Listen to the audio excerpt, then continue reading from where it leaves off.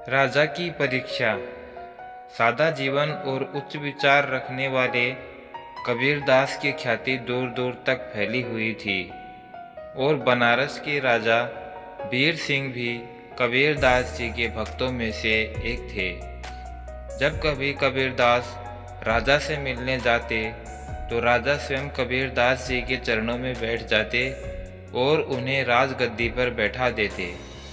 एक दिन कबीरदास ने सोचा कि क्यों न राजा की परीक्षा ली जाए कि क्या वो सचमुच इतने बड़े भक्त हैं जितना कि उनके व्यवहार से नजर आता है, या यह सिर्फ ही एक दिखावा मात्र है।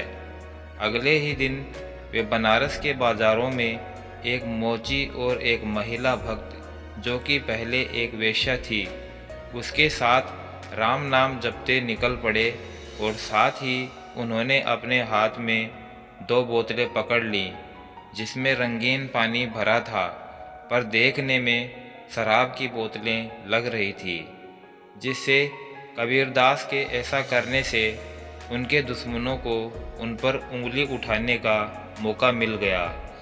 शहर भर में उनका विरोध होने लगा और उनके शराब की बोतलें हाथ में लिए एक मोची और वेश्या के साथ इस तरह शहर में घूमने की खबर राजा तक भी पहुंची। कुछ समय बाद कबीरदास जी योजना अनुसार राज दरबार पहुँचे।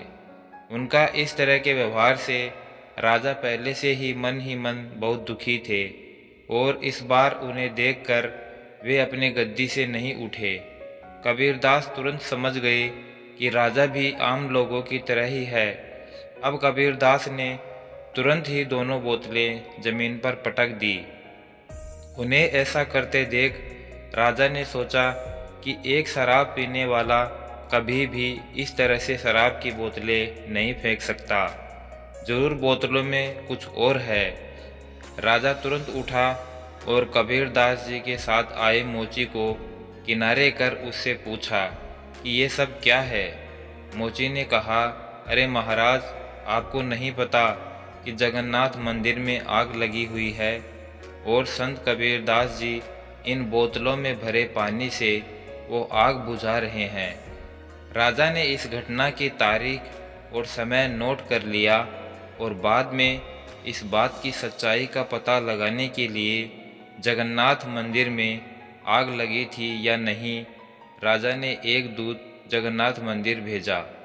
मंदिर के आसपास रहने वाले लोगों ने इस बात की पुष्टि की कि उसी दिन और इसी समय में मंदिर में आग लगी थी, जिसे बुझा दिया गया था। जब राजा को इस सच्चाई का पता चला तो उन्हें अपने व्यवहार पर पछतावा हुआ और बाद में राजा संत कबीरदास के चरणों में गिरकर क्षमा मांगने लगे और कबीरदास ने राजा को माफ़ कर दिए। इस तरह से उनका प्रेम और विश्वास और भी दृढ़ हो गया। तो दोस्तों, कैसी लगी राजा की परीक्षा?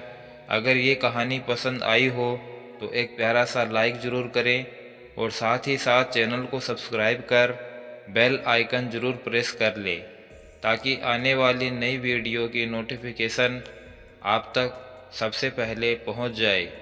वीडियो को अंत तक देखने के लिए आपका दिल से बहुत बहुत धन्यवाद। जय श्री श्याम।